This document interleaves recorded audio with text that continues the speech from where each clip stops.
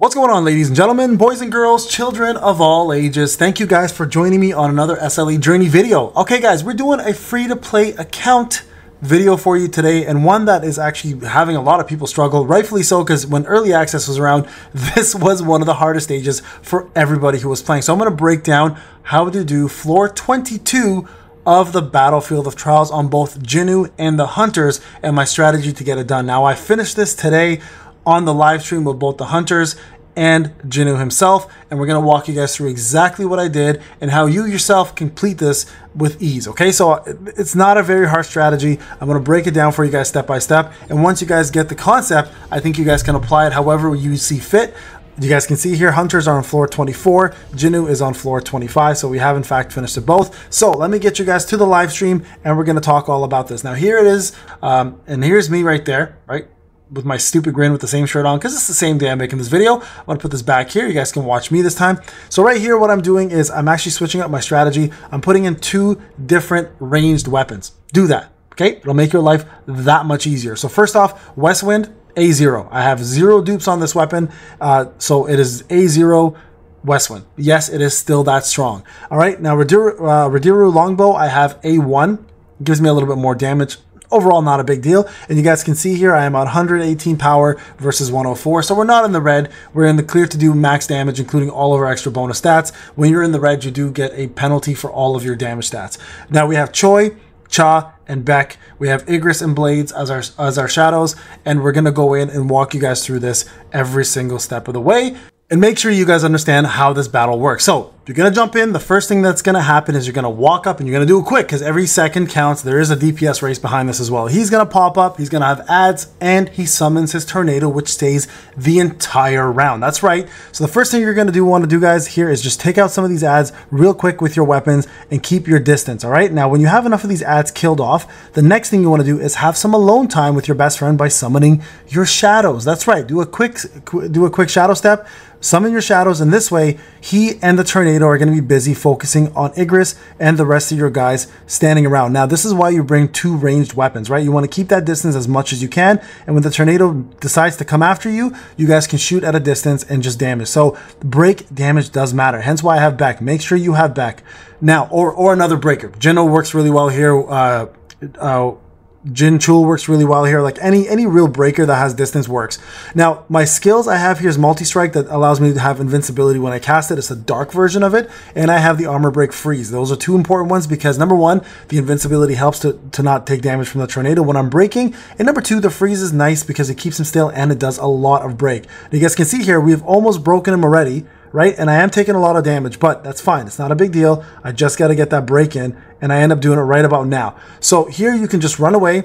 This is where your actual Blessing Stone comes into play, and you have to give yourself enough time to summon your shadows. This is where you take advantage of the situation and stay the hell away from that tornado. And it does the same with you. You guys just don't bother each other, and you just focus on the boss. Okay, you guys can see I'm almost dead, but I think I pulled through with this one. I'm pretty sure. But look, I'm keeping my distance, and just right here, just keep your distance, guys. That's why you bring ranged weapons. Hit, move. Hit, move, hit, move, hit, move. Now, I was a little bit clumsy right at the end of this. I could have probably done this way faster, but here we are. We're still going to get the job done. Bring in your summons, right? Or your support. They're going to matter a lot in this, because again, you want to keep your distance as much as you possibly can. You guys can see he's almost dead. Nice little shadow step there. And that's it. So that's the strategy you have to make on this battle. If you are standing still, doing a melee fight, you're literally fighting Mother Nature. Bro, get your shit together. Would you run out in front of a tornado and start punching it? Probably not, right? You probably want to throw shit like rocks from a distance, and hopefully you survive. And that's what we did here, guys. We threw rocks, and he now kicked rocks, and we got ourselves a beaten floor 22. Now, with that being said, remember, there are many ways to go around this. Now, I'm going to give you guys a couple other examples of doing this. So Orb of Avarice works incredibly well here, so feel free to use that. As a matter of fact, it'll kill those ads even faster. The Dark Gun works really well here. The Light Spear works really well here. Anything that you can use your distance as an advantage. The Grimoire works really well here. Huntsman works really well here. Huntsman, as a matter of fact, is an incredible weapon here because it also breaks, making this a lot easier of a run. Okay, so there you guys go. That is the Jinnu part of the run. Now, let's move over and get to the Hunter part. I'll be right back. All right, guys, welcome back. So now we're on the second part of the video, which is the hunter section. Now, you guys can see this is the same live stream I was doing before. I'm going to move my camera. This was done today. Again, we're at 4 hours and 41 minutes. So this is floor 22 now of this live stream. I'm going to, again, walk you guys through this with no volume from the other side.